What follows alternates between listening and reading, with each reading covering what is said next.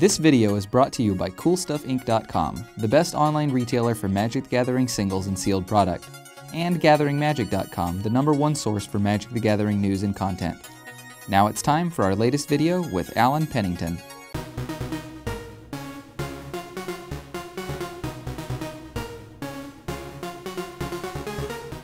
Hello everyone, welcome to this week's deck profile.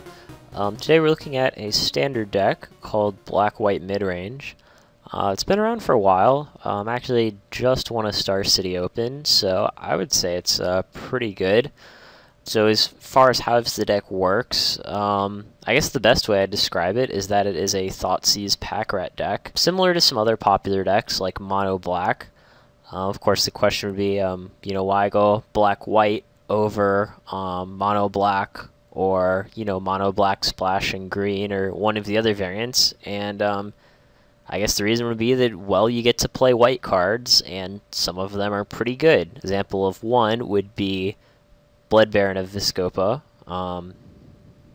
It's got a lot of text there, but the main thing is that it is a 5-mana lifelink creature with protection from white and black, which is pretty relevant for, a number of reasons. The protection from black, of course, there are a lot of black cards in the field. In fact, it's also quite good against us, as you'd imagine. But, it's very good. Like, Devour Flesh can kill it, but other than that, it's pretty hard to get rid of. And it's one of the best threats in the format right now. It's one of the only cards that really trumps a pack rat, for example. As far as, other reasons, you can see there are a lot of white cards in here, such as, for example, new card from Journey to Nyx, our sideboard Nyx-Fleece Ram. Quite a good card.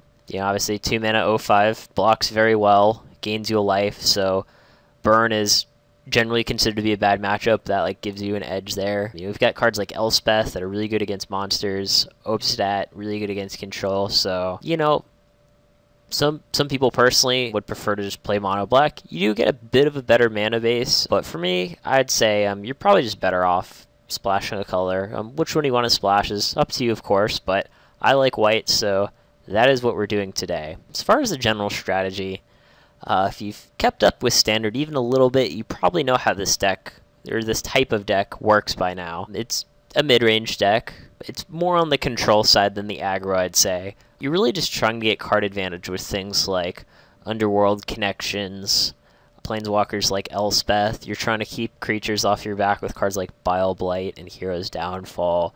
And then since we're splashing white, we also get Banishing Light, which is good because it can deal with, a number of things. It can deal with your opponent's detention sphere. It can deal with an Underworld Connections from the mirror. It can even hit Chain to the Rocks. Of course, it can hit a creature, like Voice Resurgence even, something like that. So, just kind of, a mixture of threats removal and card advantage, about what you'd expect from a mid-range deck. I guess I'll go over some of the choices. And hopefully by the time we're done, you'll kind of understand how it works. Thoughtseize, I would probably say, is the best card in Standard currently. If not the best, certainly in the top 5 or something. It's very powerful. There are a lot of synergy-based decks in the format, so Thoughtseizing and taking a key piece from their deck is very powerful, especially on turn 1.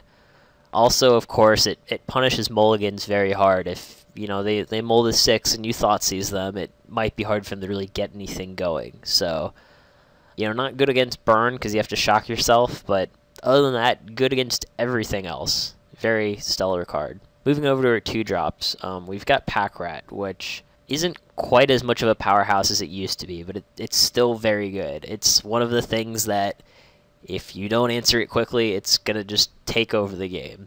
I found myself not killing with it as often as I used to, but it's a 2-mana threat that's very powerful. It's one of the cards that, as soon as you play it, they better deal with it, because if they don't, then game's going to be over before they know it. Then we've got a mixture of different 2-mana removal spells. It depends on, which ones you like best. You can try different numbers. Me, I have, I think at least 2 Bile Blights and 2 Devour Flesh are mandatory. I'll tell you why. Bile Blight is kind of the anti-pack rat card, so you really need that to fight off opposing pack rats. Problem is, it's not very good against other things, really. It's not very good against, monsters. Of course, it's a removal spell, so it's not good against control. But, you know, in addition to Pack Rat, in mirror it'll kill Nightveil Spectre, Lifebane Zombie. It's also quite good against mono blue if you happen to play against that deck. It kills everything in their deck, so there's that. And then Devour Flesh. You need that to handle opposing Blood Barons. In my opinion, anyway. You could not play it and then hope to not play against any Blood Barons, but, you know, I'd rather not take my chances. It is a solid removal spell. It has other functions. Against Burn, you'll often use it on yourself to, like, sack Desecration Demon and gain 6 life, so it's got its uses. And then for the 5th one, we've just got an ultimate price, just to have ways to kill things, mainly just monsters, things like Polukranos, Stormbreath Dragon, even opposing Desecration Demons. You know, obviously there are a lot of things it doesn't kill, like doesn't kill Obzedat, doesn't kill Nightveil Spectre, doesn't kill Boros Reckoner, but it'll get most things in the format. So, you know, we're just playing one. Moving over to the 3-drops, we've got 3 Lifebane Zombies. You'll see all kinds of numbers of these. Sometimes you'll see 2, sometimes you'll see 4, sometimes you'll see even 0. It's not good against everything, but the decks that it is good against, it's really good. Like, you know, it might not get any cards against less than 50% of the field, but for that 30% of the field or something that is green or white, it'll be stellar. It's quite good against monsters. You can get like Polukranos or Courser of Krufix, plenty of other things. There are still, like, you know, various white weenie decks in the format. Even against mono blue, there's a chance you like nab a Judge's Familiar, and against everything else, just getting to even look at their hand and have a 3/1 evasion creature is fine for 3 mana. Then we've got 3 Underworld Connections. Again, this is another card where in black-white you'll see all different kinds of numbers. Sometimes you'll see 2, sometimes you'll see 3, sometimes you'll see 4. I decided to go in the middle with 3. We'll see how that works out.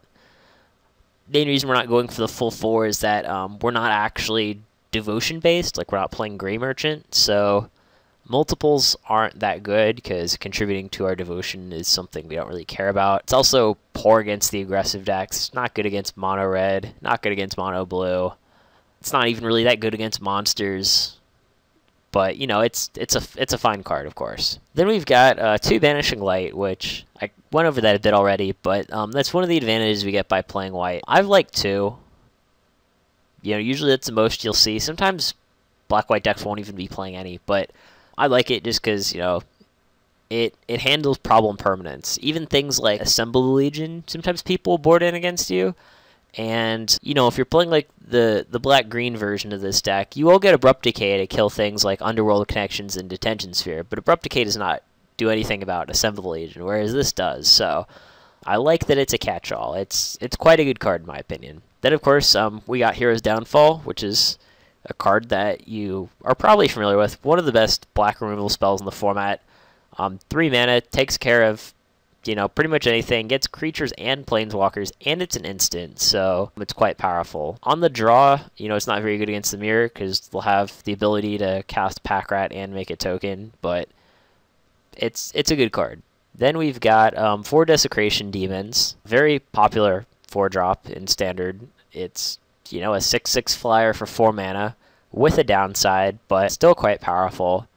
It's just there to, you know, end the game quickly after you've stabilized. Then for 5-drops here, I'm trying a 3/1 split on these. Sometimes you'll see 4/0, sometimes you'll see 3 and 2.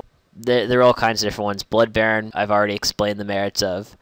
Obzedat, I'm not really sure how good it is. Against some decks, it's amazing. Against some decks, it's just a 5/5 for 5. So your performance is largely based on the meta, but we're going to try one out and see how good it is. Then we've got 2 Elspeths, which is, it's Elspeth. It's a very good Planeswalker. I don't know if it's the most played Planeswalker in Standard right now. It's either that or Jace, Architect of Thought, but it's very strong. One of the main, you know, criteria for what makes a Planeswalker good is that it protects itself, and this it definitely does. It has 2 abilities that protects itself. Plus, the +1 and the -3 are both very relevant, and you get to the ultimate pretty quickly. You only need to get from 4 to 7, and once you ultimate, they're usually just dead. So Elspeth's quite strong. Definitely would recommend that you keep Elspeth. As far as mana base though goes, it's not really that hard to explain. In any 2-color deck, you've got your typical 4 shocklands and then 4 temples.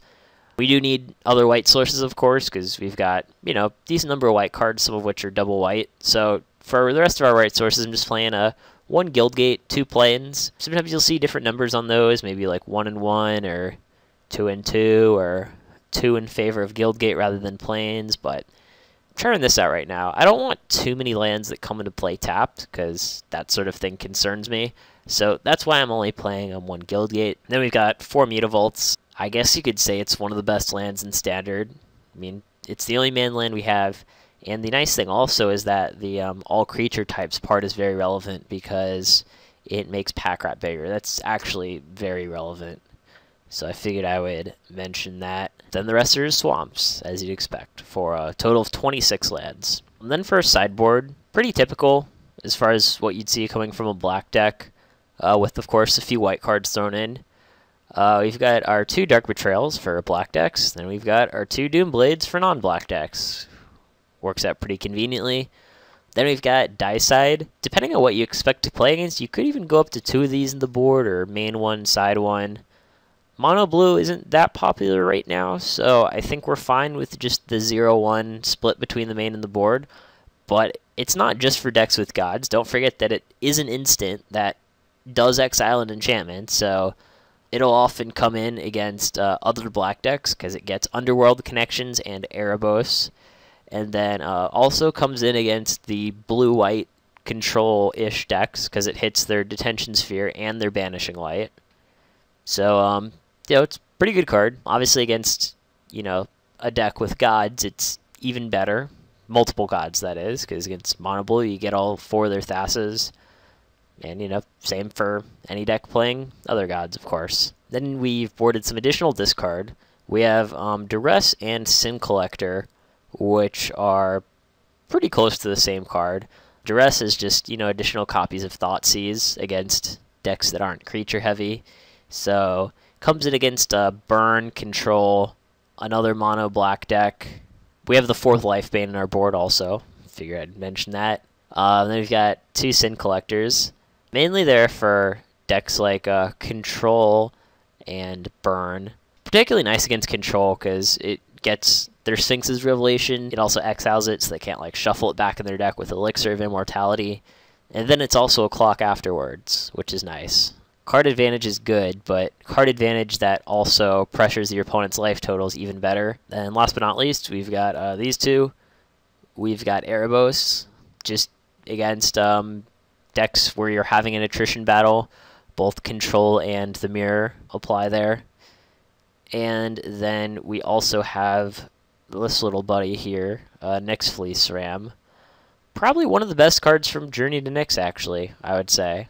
A 2-mana 0/5 that gains you life every turn really is that good. And, you know, if they have something like Firefish Striker, they can make it not able to block. But, you know, this'll definitely do some work. And if they, you know, use Chain to the Rocks on it, we can hopefully have Banishing Light to hit their Chain to the Rocks. That being said, I guess we're going to give it a try and see which of those decks we're able to beat.